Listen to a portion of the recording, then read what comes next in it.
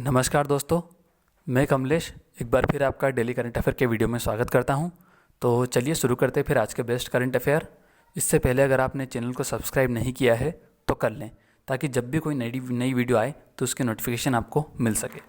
तो आज का पहला क्वेश्चन है, एग्जिम बैंक ने निम्न में से किसे 400 मिलियन अमेरिकी डॉलर प्रदान किए हैं। तो एग्जिम बैंक क्या होता है, सबसे पहले ये समझिए। एग्जिम बैंक को इंग्लिश में लिखा जाता है एग्जिम। एग्जिम लिखा जाता है एग्जिम बैंक। तो EX से एक्सपोर्ट और IM से इंपोर्ट, यानी कि export import bank of India, निर्यात आयात बैंक ऑफ इंडिया। ठीक है, तो ये हमारे जो इंटरनेशनल बिजनेस होते हैं, जो व्यापार होते हैं, इनके निर्यात और आयात के लिए ये ऋण देता है। ठीक है, तो RBI द्वारा संचालित है ये एग्जिम बैंक। तो इसने 400 मिलियन अमेरिकी डॉलर प्रदान किए हैं मालदीव को। मालदीव की राजधानी है माले। ठीक है, तो ये मालदीव को प्रदान किए हैं 400 मिलियन अमेरिकी डॉलर। अगला क्वेश्चन है, भारत की पहली महिला ऑस्कर अवार्ड विनर का निधन हो गया, इनका नाम बताइए। ये पहली महिला थी जिन्हें ऑस्कर अवार्ड मिला भारत की। ये इनका नाम था भानु अथैया। अब इनको ऑस्कर किस लिए मिला था? क्योंकि 1982 में एक मूवी आई थी गांधी मूवी आई थी। गांधी मूवी के डायरेक्टर, चलो छोड़िए, गांधी मूवी 1982 में, इसमें जो कॉस्ट्यूम डिज़ाइन होता है, कॉस्ट्यूम डिज़ाइन में भानु अथैया को इसका ऑस्कर मिला था, कॉस्ट्यूम डिज़ाइन के लिए। कॉस्ट्यूम डिज़ाइन में कॉस्ट्यूम क्या होता है? पोशाक, कपड़े, जो पहनावा। ठीक है, उसके लिए इन्हें ऑस्कर मिला था। अब गांधी मूवी के बारे में आपसे कई सारी चीज़ पूछ सकते हैं। सबसे पहले इसके डायरेक्टर पूछ सकते हैं। तो इसके डायरेक्टर है रिचर्ड एटनब्रो इसके डायरेक्टर हैं। आपसे पूछते हैं कि गांधी मूवी में गांधी का रोल किसने किया है? कई बार एग्जाम में पूछा गया है। तो गांधी मूवी में गांधी का रोल किया है बेन किंग्सले। ठीक है, डायरेक्टर रिचर्ड एटनब्रो और गांधी का रोल किया है बेन किंग्सले। अब जो ये गांधी जी की मूवी थी, इसमें आपसे ये भी पूछ सकते हैं कि नेहरू जी का रोल किसने किया। हालांकि अभी तक पूछा नहीं है, लेकिन पूछ सकते हैं। तो ये किया है रोशन सेठ। ठीक है, director Richard Attenborough, Gandhi ji का रोल किया है बेन किंग्सले ने, और नेहरू जी का किया है रोशन सेठ ने। और कॉस्ट्यूम डिज़ाइन में भानु अथैया को कॉस्ट्यूम डिज़ाइनिंग के लिए ऑस्कर अवार्ड मिला था, इसलिए उनका अभी निधन हो गया है, इसलिए ये क्वेश्चन बनाया है। ठीक है, ये क्वेश्चन में ये पहले तो ये मिसप्रिंट है, ये हटा दीजिए। ये है FATF क्या होता है? FATF एक एजेंसी होती है जो ये देखती है, एक संघ होता है जो ये देखता है कि किस देश में कितनी मनी लॉन्ड्रिंग हो रही है, या फिर कितनी आतंकवादी को कितनी फाइनेंशियल सपोर्ट मिल रहा है। ठीक है, तो ये बेसिकली इसका जो उद्देश्य, मोटो, वो आप कह सकते हैं कि combat money laundering and terrorism financing. Money laundering और टेररिज्म फाइनेंसिंग को देखती है, ये एक संघ है। तो ये क्या होता है, ये इसकी कई सारी लिस्ट होती है, जैसे ग्रे लिस्ट, ब्लैक लिस्ट। ये कई लिस्ट में कंट्रीज़ को कैटेगराइज करके रखता है कि कौन सी लिस्ट किस कैटेगरी में है। तो जो लिस्ट, जो कंट्री अच्छे से व्यापार करती है, जिन कंट्री में मनी लॉन्ड्रिंग की शिकायत बहुत कम रहती हैं, उनको ये साफ रखती है। और जो थोड़े से मनी लॉन्ड्रिंग या आतंकवादी को फंडिंग करते हैं, उनको ये ग्रे लिस्ट में, और जहाँ पे बहुत ज़्यादा हालत ख़राब है उनको ब्लैक लिस्ट में। तो पहले तो आप ये सुन लीजिए कि कौन सी 2 कंट्री है जो FATF की ब्लैक लिस्ट में है।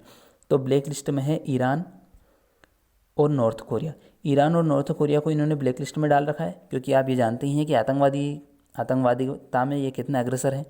ठीक है, और इन्होंने ग्रे लिस्ट में डाल रखा है कई सारी कंट्री को, उनमें से एक है पाकिस्तान भी अब तक ब्लैक लिस्ट में होता, लेकिन कुछ कंट्री की हेल्प की वजह से ये ब्लैक लिस्ट में नहीं जा पा रहा है।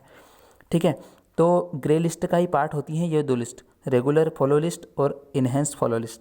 तो पाकिस्तान को रेगुलर फॉलो लिस्ट से उठा के इन्हेंस्ड फॉलो लिस्ट में डाल दिया है इन्होंने, यानी कि पाकिस्तान की हालत और ख़राब हो गई है।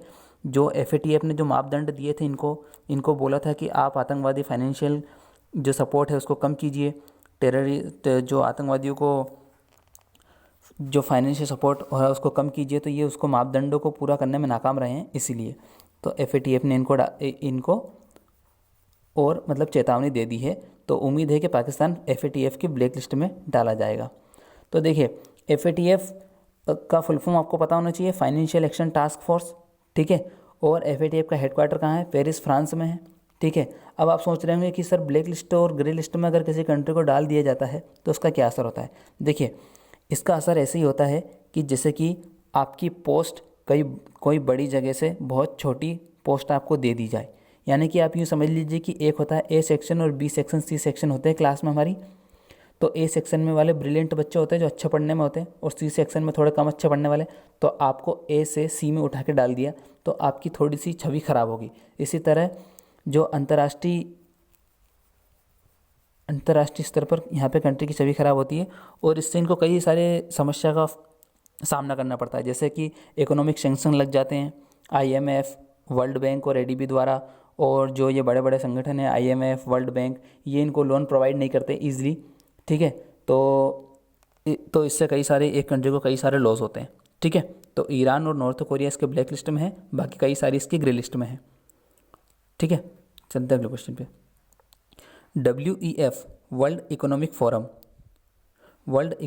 फोरम, इसकी वार्षिक बैठक, विश्व आर्थिक मंच, इसकी वार्षिक बैठक 2021 कहाँ होगी? इसकी हर बार वार्षिक बैठक स्विट्ज़रलैंड में होती है, स्विट्ज़रलैंड के दावोस में। लेकिन इस बार स्विट्ज़रलैंड के दावोस में ना होकर ये होगी लुज़र्नबर्गस्टॉक्स। ये स्विट्ज़रलैंड का ही एक शहर है। ठीक है, हर बार इसकी जो वर्ल्ड इकोनॉमिक फोरम है, इसकी हर बार जो बैठक होती है वो दावोस में होती है।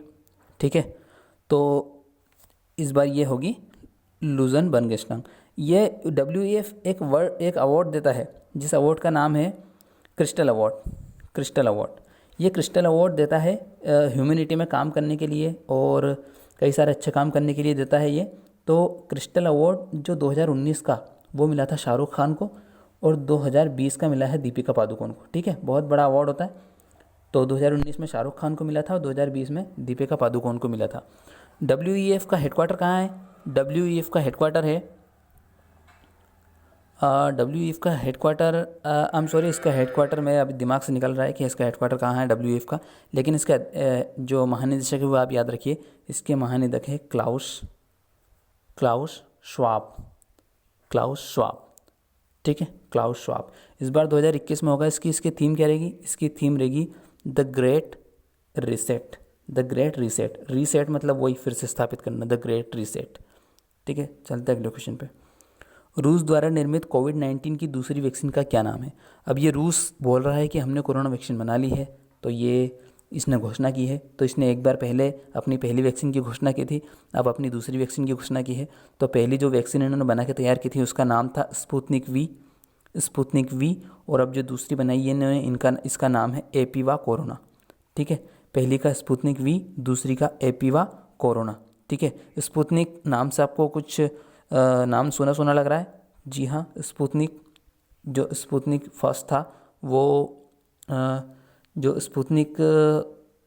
फर्स्ट था वो पहला कृत्रिम उपग्रह था पृथ्वी के लिए। ठीक है, जो SSR ने, सोवियत संघ ने लॉन्च किया था। ठीक है, तो ये याद रखिएगा। दूसरी जो वैक्सीन है कोरोना की रूस की, उसका नाम है एपिवा कोरोना। ठीक है, रूस के राष्ट्रपति है व्लादिमीर पुतिन, रूस की राजधानी है मॉस्को, रूस की मुद्रा है रूबल। ठीक है, चलते अगले क्वेश्चन में। शोभा नायडू का निधन हो गया। यह कौन थी? शोभा नायडू मशहूर नृत्यांगना थी। किस नृत्य के लिए जानी जाती थी? कुचिपुड़ी नृत्य के लिए जानी जाती थी। कुचिपुड़ी नृत्य कहाँ का है? कुचिपुड़ी नृत्य है आंध्र प्रदेश का। ठीक है, तो शोभा नायडू का निधन हो गया, मशहूर नृत्यांगना थी। अगला क्वेश्चन है, अंतर्राष्ट्रीय ग्रामीण महिला दिवस कब मनाया गया? अंतर्राष्ट्रीय ग्रामीण महिला दिवस यानी कि international day of rural women, ये मनाया गया 15 अक्टूबर को। इसकी थीम काफ़ी बड़ी है और वो आपके लिए इतनी इंपॉर्टेंट भी नहीं है, वो एग्जाम में आने के चांसेस बहुत कम है, कम क्या है ही नहीं। ठीक है, तो आप सिर्फ ये याद रखिएगा कि 15 अक्टूबर को अंतर्राष्ट्रीय ग्रामीण महिला दिवस मनाया जाता है।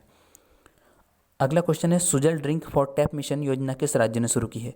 ये बेसिकली कुछ नहीं है, ये जो शहरी क्षेत्रों में जो पानी है उसकी गुणवत्ता को बढ़ाना है और 24 घंटे इसकी आपूर्ति कराना है शहरों में। तो ये किया है, Sujal drink for tap mission की शुरुआत की है उड़ीसा राज्य ने। उड़ीसा के CM है नवीन पटनायक, यहाँ के जो राज्यपाल है वो है गणेशी लाल, राजधानी भुवनेश्वर है। ठीक है, तो Sujal drink for tap mission ये करी है उड़ीसा ने। अभी एक वाटर टेस्टिंग लैब भी शुरू की है एक राज्य ने, वो की है हरियाणा ने। और एक हर घर जल वाला राज्य बन गया, वो बन गया है गोवा। ठीक है, तो Sujal drink for tap mission शुरू किया है ओडिशा ने, और वाटर टेस्टिंग लैब शुरू की थी हरियाणा ने, और हर घर जल वाला राज्य बन गया है गोवा। ठीक है, तो ये करंट से काफ़ी इंपॉर्टेंट क्वेश्चन है जो याद रखिएगा। अब उड़ीसा के बारे में आपको एक्स्ट्रा इन्फॉर्मेशन दे देता हूँ। उड़ीसा जो है, इसमें जो राष्ट्रीय उद्यान है वो है सिम्पलीपाल राष्ट्रीय उद्यान, भीतरकनिका राष्ट्रीय उद्यान और चिल्का वाइल्ड लाइफ सेंचुरी। अब जो सिम्पलीपाल राष्ट्रीय उद्यान है ये उड़ीसा का सबसे बड़ा राष्ट्रीय उद्यान है। सिम्पलीपाल उड़ीसा का सबसे बड़ा राष्ट्रीय उद्यान है। भीतरकनिका जो राष्ट्रीय उद्यान है ये ओलिविडी टर्टल के लिए जाना जाता है, यानी कि विशेष प्रकार के कछुए यहाँ पर पाए जाते हैं। और ये जो चिल्का वाइल्ड लाइफ सेंचुरी है इसको आप इस तरह से भी याद रख सकते हैं, इसको याद करने की कोई ज़रूरत नहीं है क्योंकि चिल्का लेक कहाँ है, उड़ीसा में। तो आप वहाँ से अंदाज लगा सकते हैं कि चिल्का वाइल्ड लाइफ सेंचुरी भी कहाँ होगी, उड़ीसा में। जो चिल्का लेक है उड़ीसा की वो कैसी झील है, वो है लेगून झील है, एक लेगून झील है। ठीक है, अब लेगून झील क्या होता है ये आप कहीं पता कर लीजिएगा, अभी वीडियो बड़ा हो जाएगा। तो ये था आज का आखिरी क्वेश्चन। तो लाइक कीजिए, शेयर कीजिए और वीडियो कैसा कमेंट में बताइएगा। मैंने आपसे कई क्वेश्चन दिए थे उस दिन स्टैटिक के, लेकिन उसका आंसर वो क्वेश्चन शायद टाइप नहीं कर पाया, पता नहीं रहा उसका, लेकिन अगले क्वेश्चन में कवर कर दूंगा। शायद आर्य समाज ब्रह्म समाज ऐसा कुछ करके था। ठीक है, तो बाय फिर।